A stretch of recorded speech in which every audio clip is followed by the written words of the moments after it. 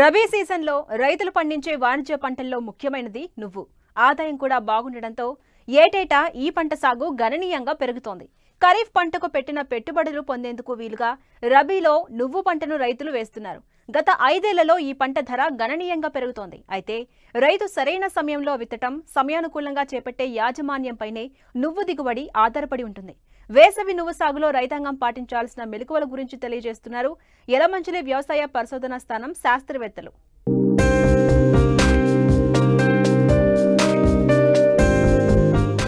నువ్వు అధిక ఉష్ణోగ్రతల్లో బాగా పెరిగే పంట.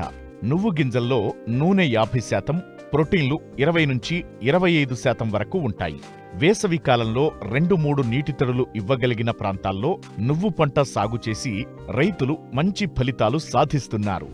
భారతదేశంలో గతేడాది 19 లక్షల హెక్టార్లలో నువ్వు సాగు కాగా ఆంధ్రప్రదేశ్లో 67,000 హెక్టార్లలో సాగైంది. అయితే సరాసరి ఎకరాకు 375 కిలోలు దిగుబడి పొందుతున్నారు.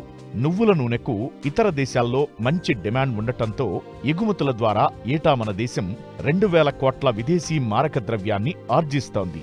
జనవరి 2వ పక్షం నుండి ఫిబ్రవరి 1వ పక్షం వరకు వేసవి నువ్వును విత్తుకోవచ్చు. కోస్తా, రాయలసీమ జిల్లాల్లో డిసెంబర్ 1వ పక్షం నుంచి జనవరి 3వ వారం వరకు నువ్వు విత్తటం ఆనవాయితీగా వస్తోంది. వేసవిలో పండిన నువ్వులో విత్తన నాణ్యత అధికంగా ఉంటుంది. నువ్వు పంట సాగుకు తేలిక నేలలు, బరువు నేలలు అనుకూలంగా ఉంటాయి. ప్రస్తుతం మార్కెట్లో క్వింటా నువ్వులకు 10,000 పైనే ధర పలుకుతున్నాయి. ఎకరాకు 4 క్వింటాళ్ల దిగుబడి సాధించే అవకాశం ఉండటంతో వేసవికి అనుగుణంగా నువ్వు సాగు రైతులకు అత్యంత లాభదాయకం. అయితే రకాల ఎంపిక, యాజమాన్యం కీలకమని తెలియజేస్తున్నారు విశాఖ జిల్లా యలమంచిలి వ్యవసాయ పరిశోధనా స్థానం శాస్త్రవేత్తలు. నువ్వుల మీద, వేరుశనగ మీద ఇక్కడ మేజర్గా రీసెర్చ్ జరుగుతుంది. ఈ స్టేషన్ పెట్టిన దగ్గర నుంచి ఇప్పటి వరకు Gauri, Madhavi, YLM 11, YLM 17, YLM 66 Sharada రకం, ఈ రకాలన్నీ ఇక్కడి నుంచి తయారు చేయబడిన రకాలండి. ఈ రకాలు మన రాష్ట్రంలోనే కాకుండా మన చుట్టుపక్కల రాష్ట్రాల్లో కూడా మంచి ప్రాచుర్యంలో ఉన్న రకాలు, మంచి దిగుబడి ఇచ్చే రకాలు. ప్రస్తుతం అయితే వైఎల్ఎం 142, వైఎల్ఎం 146 అనేవి చిరు సంచుల దశల్లో ఉన్న రకాలండి. ఇవన్నీ కూడా మేజర్గా ఇక్కడి నుంచి బ్రౌన్ సీడెడ్ వెరైటీస్, అంటే ముదురు గోధుమ రంగు రకాలు మనకి ఎక్కువగా ఇక్కడ తయారు చేయబడుతూ ఉంటాయి. నువ్వులు చాలా సున్నితమైన పంట, అంటే చాలా సెన్సిటివ్ పంట. దానికి అతిగా వర్షం ఉన్నా, అతిగా టెంపరేచర్స్ ఉన్నా, వెరీ లో టెంపరేచర్స్ ఉన్నా ఇది తట్టుకోలేదు. ఇక్కడ ముఖ్యంగా రైతు సోదరులు గుర్తుపెట్టుకోవాల్సిన విషయం ఏంటంటే, ఇప్పుడు మనకి వాతావరణం కూడా చాలా మారుతుంది. అంటే పూర్వం ఉన్న వాతావరణం ఉండట్లేదు. వర్షం పడే టైంలోనేమో మనకి ఎండ కాయడం, అలా సీజన్ అనేది చాలా మనకు వేరియేషన్స్ కనిపిస్తున్నాయి. సో మనం దాన్ని బట్టి ఏంటంటే రైతు సోదరులు మేజర్గా నువ్వులు వేసుకునేటప్పుడు గుర్తుంచుకోవాల్సింది, మనం నువ్వులు వేసినాక మంచు, మొక్కలు చిన్న దశలో ఉన్నప్పుడు మంచు అనేది కురవకూడదు అసలు. అలాగే ఇంకో ముఖ్య విషయం ఏంటంటే, కొంతమంది మార్చి, ఏప్రిల్లో కూడా నువ్వులు ఇలాగ ఒక మడి ఖాళీ అవగానే వేసిస్తూ ఉంటారు. అలా కూడా వేయకూడదండి. ఎందుకంటే ఫ్లవరింగ్ అంటే పూత దశ వచ్చేటప్పుడు 36 డిగ్రీల సెంటీగ్రేడ్ అంటే చాలా హై టెంపరేచర్స్ ఉండకూడదనమాట. దానివల్ల ఏంటంటే వంజి పుష్పాలు రావడం, అలాగే పోలన్ డ్రై అయిపోవడం వలన మనకి కాయలు అనేవి కాయవు. చాలామంది ఇది ఏంటంటారంటే గొడ్డు బలిచేసే చెట్లు అంత కాపు రాలేదు అనుకుంటారు. కానీ ప్రాబ్లం ఏంటంటే నువ్వులు చాలా సున్నితమైన పంట, చాలా సెన్సిటివ్ పంట అది.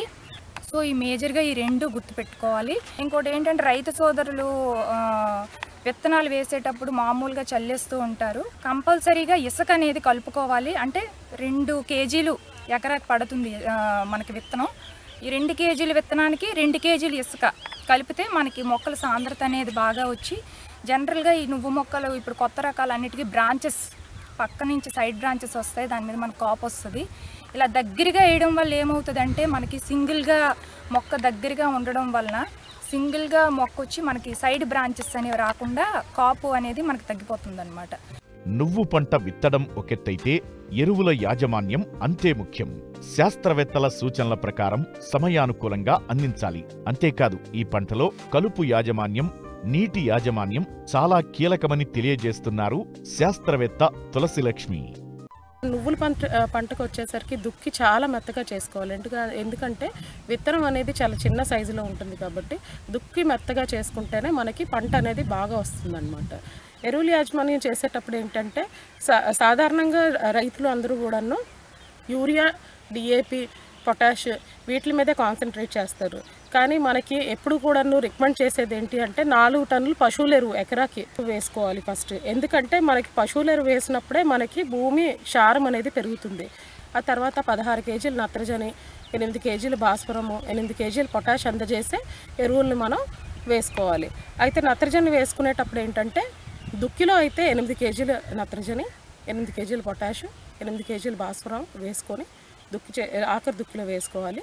తర్వాత 30 రోజులు అంటే మనం పంట వేసిన 30 రోజుల తర్వాత ఇంకొక సగభాగం 8 కేజీల నత్రజని అనేది మనం వేసుకోవాలండి. ఇది ఎందుకు అంటే 30 రోజుల తర్వాత మనం నత్రజని వేసుకున్నట్టయితే ఆ పంట ఎదుగుదలకి ఇంకా బాగా చేకూరుతుందండి. కానీ దీనికి ఎక్కువ ఎరువులు వేయక్కర్లేదు. సిఫార్సు చేయబడిన ఎరువులు టైంకి వేసుకుంటే మాత్రం మంచి రిజల్ట్స్ వస్తాయండి. మామూలు దీనికన్నా దీనికి బాగా దిగుబడి అనేది కూడా పెరుగుతుంది.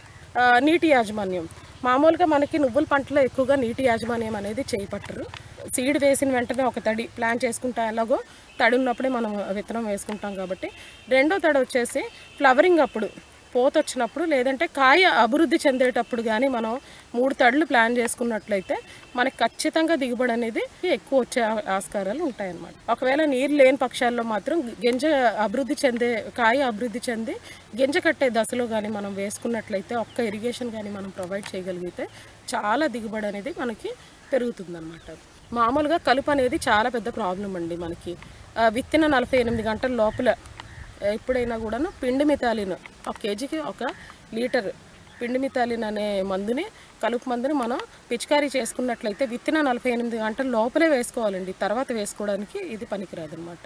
మనకి నువ్వుల్లో మార్కెట్ ప్రైస్ వచ్చేసి 1 క్వింటాలు 10,000 వరకు చేరిందండి. అలా చూసుకుంటే మనకి ఒక ఎకరాకి ఒక 4 క్వింటాలు పండినా కూడాను 40,000 రూపాయల ఆదాయం అనేది మనకి నువ్వుల పంటలో అనేది కనిపిస్తుంది. అదే మన పెద్ద పంటలు అంటే మనకి వరి కానీ వీటిలో కూడాను మనకి దాదాపుగా 50,000, 60,000 వరకే మనకి ఈ మధ్యన దిగుబడి అనేది చూడగలుగుతున్నాము. దీనికి పెట్టుబడి అనేది చాలా తక్కువ అండ్ దిగుబడి వచ్చిన దానికి ప్రైస్ మార్కెట్లో ఎక్కువ ఉంది కాబట్టి మనకి ఆదాయం అనేది మిగిలే ఛాన్సెస్ నువ్వుల పంటలో ఉందండి.